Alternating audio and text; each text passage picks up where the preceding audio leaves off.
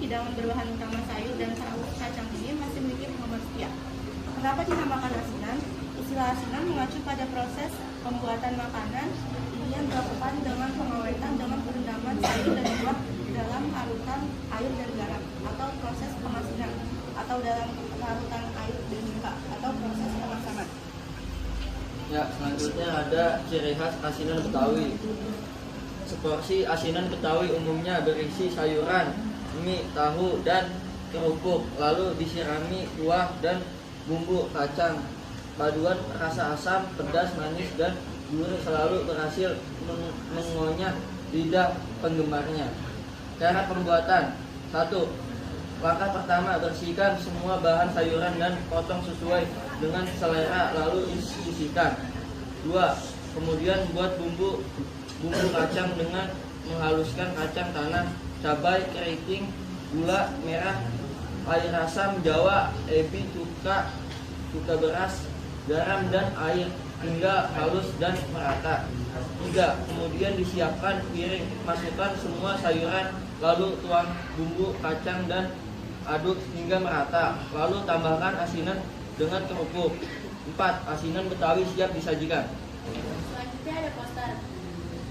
Poster tentang ondel-ondel. Ondel-ondel merupakan kesenian dari daerah Betawi.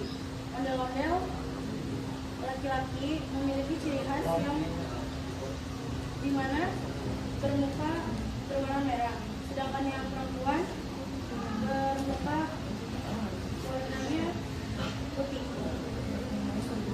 Biasanya ondel-ondel tuh ada di sekitaran lingkungan yang biasanya kayak kamen gitu-gitu.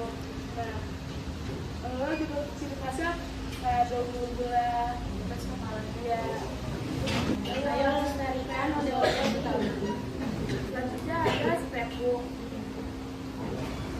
Sejarah Rumah Adat Betawi.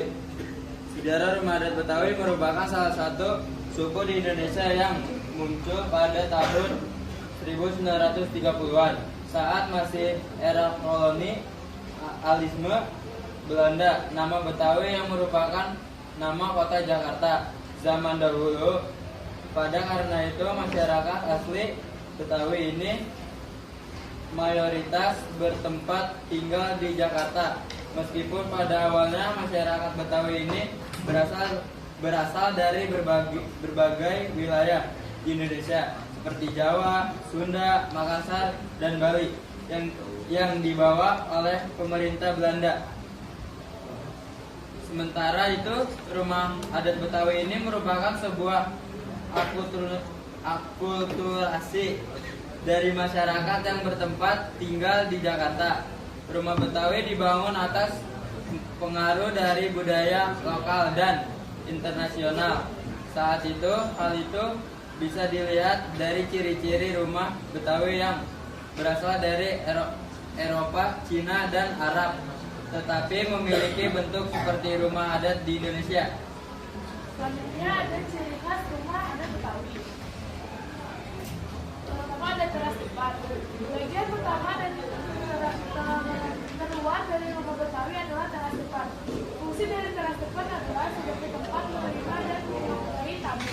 Biasanya terdapat kursi atau dipan yang terbuat dari kayu berkualitas seperti jati ataupun kayu lain seperti bambu. Bagian rumah ini akan selalu dibersihkan setiap hari sebagai bagian penghormatan bagi tamu yang akan datang. Dan juga ada paseban. Paseban atau kamar yang dikhususkan untuk tamu yang akan menginap. Jika tidak difungsikan sebagai kamar tamu, paseban juga difungsikan sebagai ruang untuk beribadah. Dan juga ada pakeng. Pakeng adalah kamar berdinding pagar. Pakeng memiliki banyak gelegar. Gelegar bukan hanya berfungsi menopang tiang dan pagar, tapi juga untuk menyimpan apa saja seperti gunting, kayu, api, atau uang receh. Ruang tidur pada rumah adat Betawi biasanya memiliki jumlah yang cukup banyak dengan ruang yang cukup luas pada kamar utama yang dikhususkan bagi pemilik dan kepala rumah. Yang terakhir ada ruang doyan atau sebutan bagi dapur yang terletak pada bagian belakang. Selain berfungsi untuk memasak, pada dapur rumah adat Betawi juga difungsikan sebagai ruang makan. Nah, di sini ada rumah kebaya. Pengertian rumah kebaya adalah sebuah nama rumah adat suku Betawi. Disebut dengan rumah kebaya karena bentuk atapnya yang menyerupai pelana yang dilipat, dan apabila dilihat dari samping, maka lipatan-lipatan tersebut terlihat seperti lipatan kebaya. Ini ada ciri khasnya. Ciri khas dari rumah ini adalah rumah ini memiliki teras yang luas yang berguna untuk menjamu tamu dan menjadi tempat bersantai keluarga. Pada zaman dulu, masyarakat Betawi membuat sumur di depan rumahnya dan pemakaman yang berada di samping rumah, dan dinding rumahnya terbuat dari panel-panel yang dapat dibuka dan digeser-geser tepinya. Hal ini dimaksudkan agar rumah terasa lebih luas. Sini ada rumah gudang. Pengertian rumah gudang adalah salah satu rumah tradisional Betawi yang terlupakan. Bentuknya yang berbeda dengan rumah adat Betawi lainnya membuat rumah gudang jarang diketahui oleh banyak orang. Disebut gudang karena bentuknya khas dan mirip dengan gudang, berbentuk persegi panjang yang memanjang dari depan ke belakang. Ciri khas rumah gudang. Rumah gudang terdiri dari dua bagian, yaitu depan dan tengah. Ruangan depan berisi area ruang tamu, sedangkan area tengah diisi ruangan-ruangan privat seperti kamar dan dapur. Area belakang pada rumah gudang biasanya dengan bagian tengah. Rumah gudang memiliki bentuk persegi, perisai, dan tirai. Rumah joglo.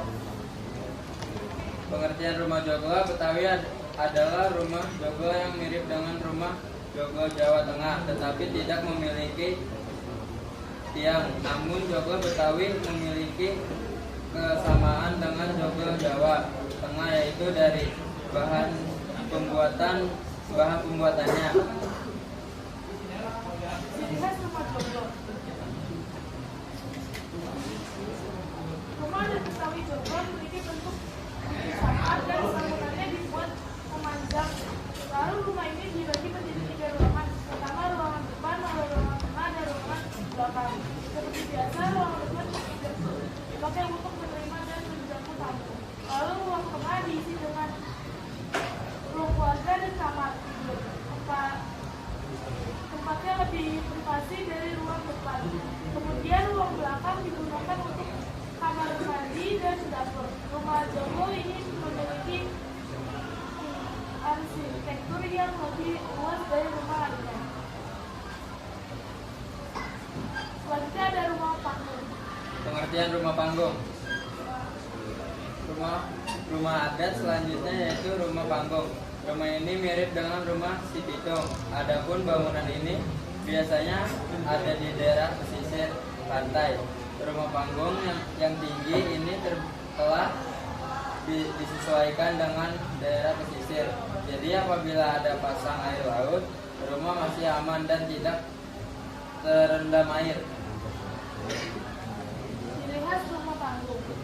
Untuk material yang dipakai dalam pembangunan rumah panggung sebagai